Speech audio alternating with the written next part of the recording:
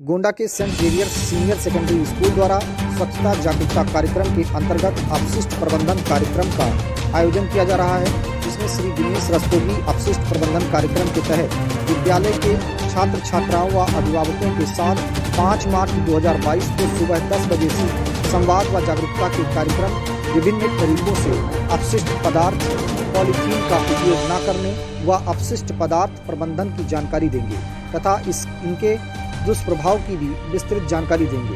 Plastic बोतलों से ईंट बनाना व बोतलों का सदुपयोग करना सिखाएंगे, जिससे पर्यावरण को प्लास्टिक मुक्त बनाया जा सके। इन्होंने इससे पूर्व भी इस विषय पर कनाडा जैसे देश के साथ साथ उत्तर प्रदेश व उत्तराखंड में सराहनीय कार्य किया है। श्री दिनेश रस्तोगी ने विश्व स्तर के EPI रिपोर्ट में भारत के पर्यावरण संबंधी विभिन्न आंकड़ों को गिरता हुआ देख खेद व्यक्त किया, जिसमें प्रदूषण, प्लास्टिक के बढ़ते उपयोग आदि कई प्रमुख कारण हैं। इस अवसर पर विद्यालय के प्रबंधक सुजैन दत्ता ने बताया कि हमारा विद्यालय वर्ष 2018-19 से स्वच्छता ब्रांड एम्बेसडर रहा है, तो यहाँ के छात्र छात्राओं के साथ साथ प्रबंध समिति की भी जिम्मेदारी बनती है कि स्वच्छता हेतु लोगों को जागरूक करें, जिससे एक स्वस्थ समाज की परिकल्पना की जा सके। इसी के अंतर्गत इस कार्यक्रम का आयोजन किया जा रहा है, जिसमें सर्वप्रथम हम छात्र छात्राओं को जागरूक करेंगे व उनके अभिभावकों के माध्यम से समाज में प्लास्टिक पदार्थों का बहिष्कार करने की प्रेरणा देंगे तथा विद्यालय के स्वच्छता अभियान के अंतर्गत छात्र छात्राओं द्वारा जनपद के विभिन्न स्थानों को चिन्हित कर वहां पर स्वच्छता जागरूकता कार्यक्रम का आयोजन किया जाएगा, जिससे हमारा गोंडा प्लास्टिक मुक्त व स्वच्छता युक्त हो सके। रिपोर्ट कार्ड सबसे बड़ी चीज होती है कि रिपोर्ट कार्ड में क्या रिजल्ट आया। हिंदुस्तान का रिपोर्ट कार्ड, जिसको EPI बोलते हैं, इन्वायरमेंटल परफॉर्मेंस इंडेक्स, 180 देशों का तैयार होता है। हिंदुस्तान की एयर क्वालिटी में हमको कुल 13.4% मार्क्स मिले हैं और हमारा स्थान 180 देशों में 179th है।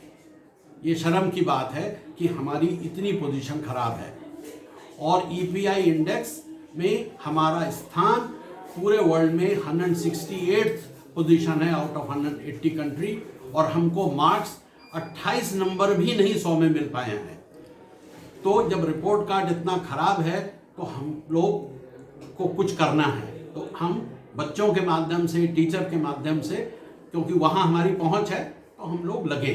तो क्या कर रहे हैं भारत सरकार बच्चों को सेग्रीगेट करने का कर रहे हैं, पेरेंट्स की वर्कशॉप कर रहे हैं कि कूड़ा तीनों अलग अलग डिब्बों में रखो, खाद बनाने वाला अलग, उससे खाद बनवाओ, जो कबाड़ी को देना है वो कबाड़ी को दो, और जो रैक पिकर से ये जो पॉलीथीन है, रैपर्स हैं, इसको अलग रखो, जिससे कि इससे इको ब्रिक बन सके। और एक कूड़ेदान ऐसा होना चाहिए जिसमें डाइपर, सैनिटरी नैपकिन्स और जो कूड़ा किसी भी मतलब का नहीं है वो वहाँ डालें, वो नगर पालिका को दें, वो नगर पालिका उससे डिस्पोज करे। भारत सरकार हर साल स्वच्छता अभियान चलाती है और रैंकिंग भी देती है, जिसमें इंदौर सबसे साफ शहर है।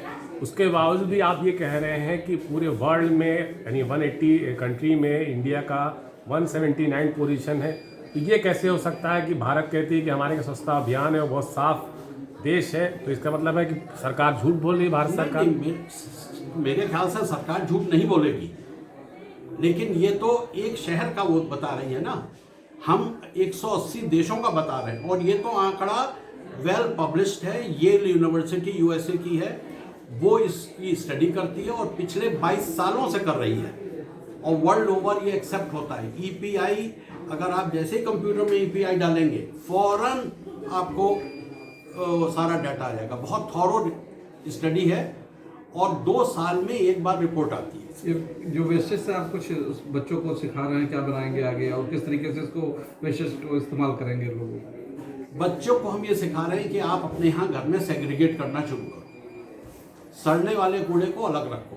अगर आपके यहाँ कच्ची ज़मीन है तो गड्ढा खोदो, उसमें कंपोस्ट। अब स्कूल थोड़ी उनको ये ट्रेनिंग देगा कि कैसे कंपोस्ट बनाई जाती है, लेकिन कुछ भी ना ट्रेनिंग दो तो कुदरत का खेल है। अगर आप डालोगे, और हमारे यहाँ तो सूर्य महाराज की कृपा है, वो सड़ेगा ही।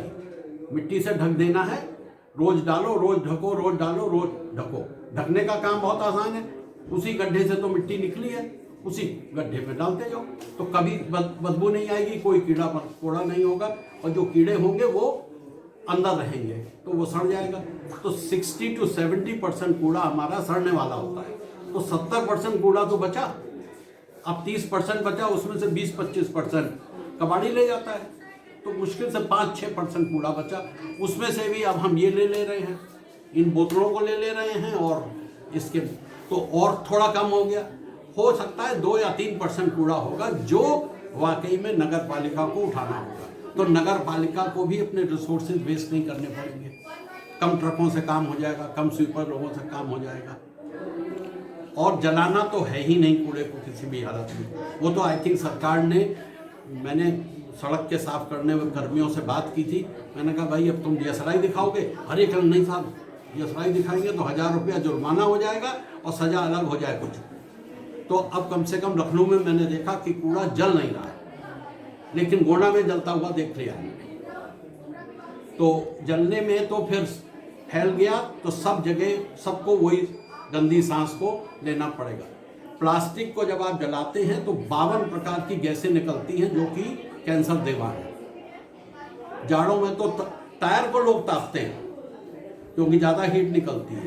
तो सब हम इनटेक अपने फेफड़ों का सत्यानाश कर रहे हैं। तो ये जागरूकता लानी अब हमारे बच्चों के माध्यम से, स्कूल के माध्यम से लाया जाएगा इस चीज़ को। एटलीस्ट प्रयास तो हम कर ही सकते हैं, ये बहुत कुछ, लेकिन पब्लिक को भी लगना ही होगा।